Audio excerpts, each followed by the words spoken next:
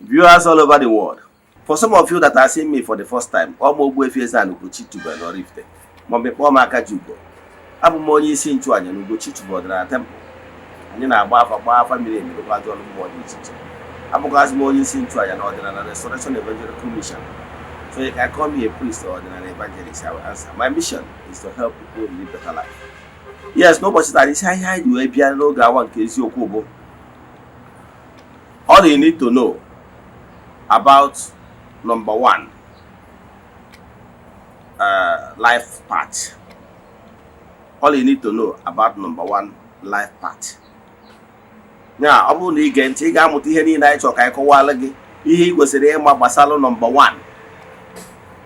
One will be a unique number. And the one represents Otu. And the one Efro represents the sun. And the one Efro he was the name of Basarofu. Obron Agro Famaguabo is the beginning. Onwelu only Obona no one. Where the spiritual part here. And we're on a spiritual part 1, we're on a 2, we're on a 3.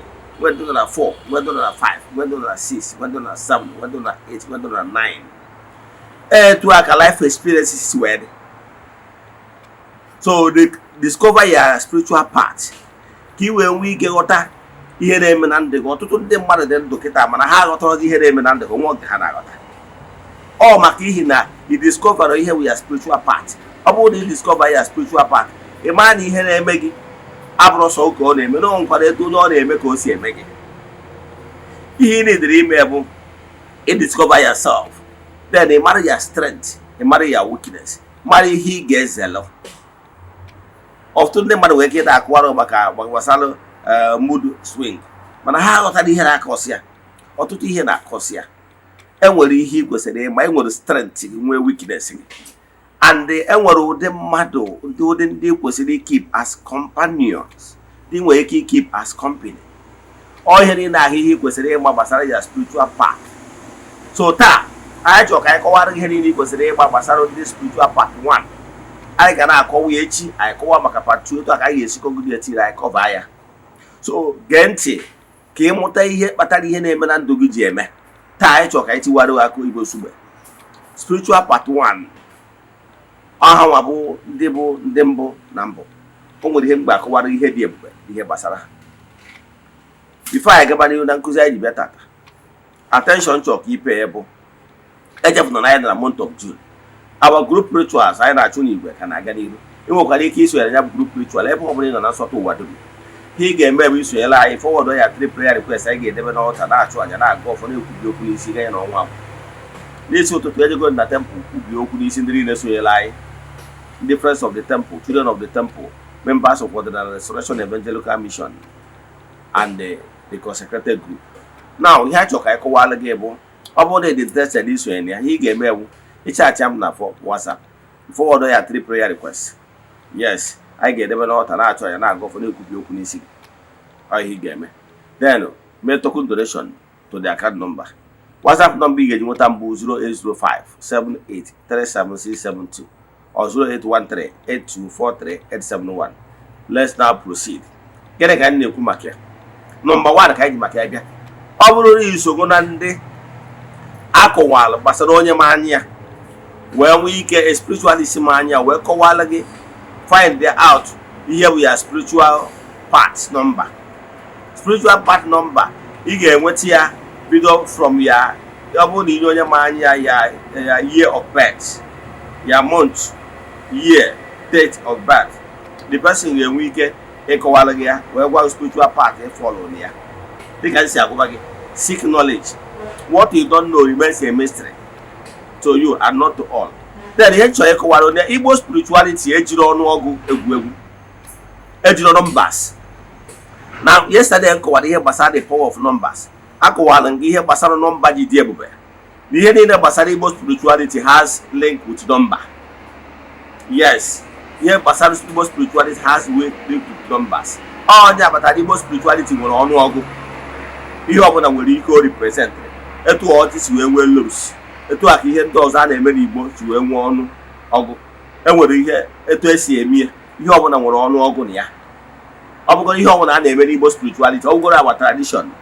Ọ bụrụ na be anyị achọghị ime ihe nwaanyị nwere ọjị ole na-adị ya, nke ọbụla achọrọ ime nwere ọjị ole na-adị ya, ndị na-echi ọzọ nwere ọjị ole na-adị ya, numbers. Everything about Igbo spirituality is based on numbers. Ndị Igbo ya asịkwa gị na ihe tọlụrụ ọ na-eto megịnị ọtọ ya 3, ịghọtara ya. Mana taa ihe a chọrọ ka anyị concentrate ihe gbasara 1. So ọ bụrụ na ịbụ onye nwe spiritual part bụ number 1, gee ntị ka ịmụta ihe. Spiritual part number 1, ndị a bụ ndị nwere link with anyanwụ. Anyanwụ bụ mbụ na mbụ, anyanwụ bụ the energize, anyanwụ bụ ihe anyị wee sị let there be light ka ihe dị. Anyanwụ Eze-Ana na gbuo ọchịchịrị adị. So anyanwụ bụ number 1. So ọ bụrụ na na-ewu spiritual part number 1, mmadụ na ị nwere link with the sun, ma na ị nwere link with sun. Nke bụ achọ ka nkọwakwara gị, mmadụ na-enwe multiple link. Onye ọbụla nọ n'ụwa nwere 2 or more links na ihe gbasara elements. Nchọ dịkwa ihe ọ pụtara bụ na mmadụ nwere ike ilink with the sun. Eke mmadụ nwekwara ike inwe link with the air element. Ịghọtara ya? Mmadụ nwekwara ike inwe link with water element. Ọ dipendere etu ya gị na-ezumezu na mmụọ gbara gị ọrụ si wee haziri gị ọnọdụ. So ihe na-achịkọwara gị bụ onye ọbụla nọ n'ụwa nwere double link. Ụfọdụ bụ ndị si na link ha of the part ha spiritual part wee link ya to dịka si gwa onye ọbụla bụ number 1 wee link with the sun. Then onye ahụ nkwara ike nkwa link with afọ ma ọ bụ nkwọ based on ụbọchị amụkwara ya. Mana ana m achọ ịbịa na nke ụbọchị mma akụwara gị ihe kpatara onye ọbụla n'ụwa ji wee nwee double link. Yes, nwere onye nwere ofu link. Then mana taa achọrọ m ịkọwara ndị wụ their spiritual part wụ number 1. Ọ bụrụ na ịwụ number 1, mmadụ na ị nwere serious link with the sun. Ihe ọ pụtara bụ na ị nwere ike ị na-efesi anyanwụ. Na ị na-efesi ike anyanwụ, enwere power ị na-enweta n'ike anyanwụ anyị na-efesi. So pay attention n'ifesi ike anyanwụ. Etu esi amata anyanwụ bụ na compound ebe ibi na anya na east. Ị na-anya na east, ebe ọ bụ na anyanwụ si achara abịa, ebe a bụ anyanwụ, ọwụwa anyanwụ. So ihe ị ga-eme bụ ebe ọ bụ na ị nọ fesi anyanwụ, yọọ ihe ọbụla bụ mkpa gị, ị ga-enweta ya. So pay attention. 4 corners of your room nwere ebe face east. So always pay attention to ebe a face east. Wee yaa ihe ọbụla ị na-ayọ. Ihe ọbụla nwe ka o si wee dịrị gị. Ọ bụrụ na ị bụ onye ọrụ na ị nwere anyanwụ na-eze enu, always face anyanwụ na-eze enu wee yaa ihe ọbụla ị chọrọ ịyọ. Ịfụ na ọ ga-adịrị gị isi maka na ihe ọ pụtara bụ na ịbụ nwa anyanwụ. Ịghọtara ya? Nke a bụ ofu. So Maria mmadụ na ọ bụrụ na ịwụ spiritual part number 1, ị nwere link with anyanwụ. So always make your prayer request facing the sun. Ọ ga-adịrị gị more effective, yes, than onye nwere direct link with anyanwụ. Nke a bụ ofu. Nke bụ ihe amatala gbasara ndị bụ spiritual part number 1. Ha bụ ndị bụ leaders. Ndị a bụ ndị born leaders. They know they carry last. Ha na-like dominate. They dominate. Ihe gbasara innovation ha nwajie n'aka. Ọ bụrụ na ewu spiritual part number 1, ị ga-afụta na ọ na-adị ọsịsọ mgbe niile. Ị na-like ihe ikwuo ihe ka ime ihe. Ị ga-like iwu onye na-ewepụta new innovations. Ịbụ onye bụ na ịba ito leadership ga-esi utu gị. Ọ bụrụ na o nwere ọgbakọ ị nọ na ya, ịfụ na ọchịchị ga-ekwesị gị. Ị ga na-epe attention ihe gbasara leadership. Leadership we are one of their strengths. Ọ bụrụ na onye ọbụla ịfụ spiritual part number 1, he take up new challenges, he bring up new ideas, innovations. Ọ ga-abụ ihe gara anụ ya ọkụ n'obi. Onye ọbụla bụ spiritual part number 1. So ọ bụrụ na spiritual part number 1, ị ga-afụta na ihe gbasara wepụta new idea and gị na ha na-eso gị na ya na-emekọ ihe. Ọ na-adị ya ọsịsọ. O set emotion. Ọ ga-like that motion anwa bento accomplishment. Ọ dị like dull moment. Ihe ọbụla o tiri aka ọ na-like ọchị ọ achieve ya. O set up goal ọ ga-agba mbọ ka o nweta ya. Ọ na-enwe this attitude of let's go. They are go getters. So ọ bụrụ na ọ na-eme gị etu a, the matter not the normal.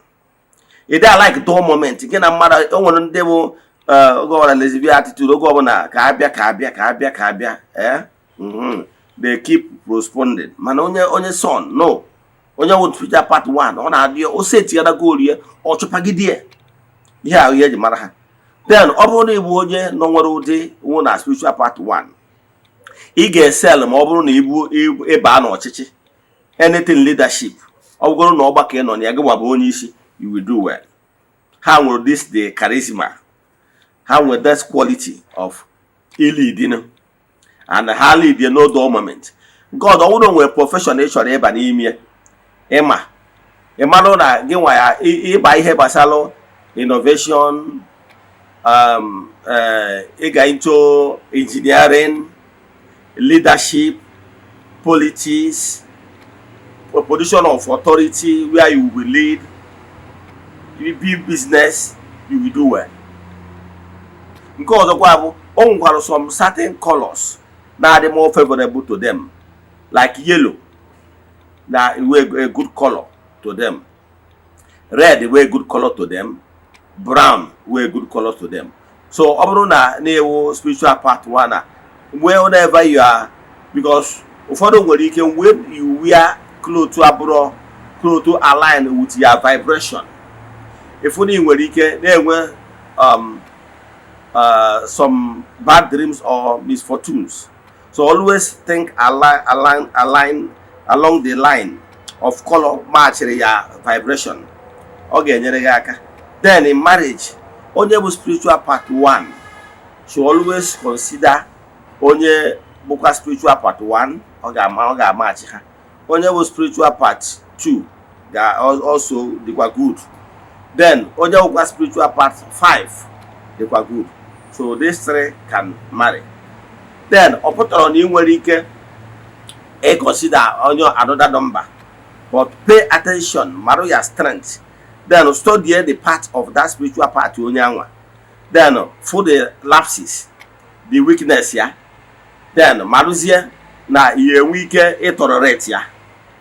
Because no come money malo ne quality show nya malo weak point ya. Then he neresia no nwegi weak point onya can I tolerate it? Ebe onya nwelo strength is you okay for me? Come makwalo that one of the weakness in the can put out the against I equal weakness. One thing there about on this spiritual part 1. This spiritual part 1, then where this Makana Hana won't amami here. Manahani and Wego. That is it. Hane goes in a ham match here. And my God, the more attitude than I did not. They treat you only for not the good at what he does. He got that ego, Nime Bonyawan. How an enemy. So he didn't have be Hana consider when choosing life partner. Then a man they have he had pneumonia naturally.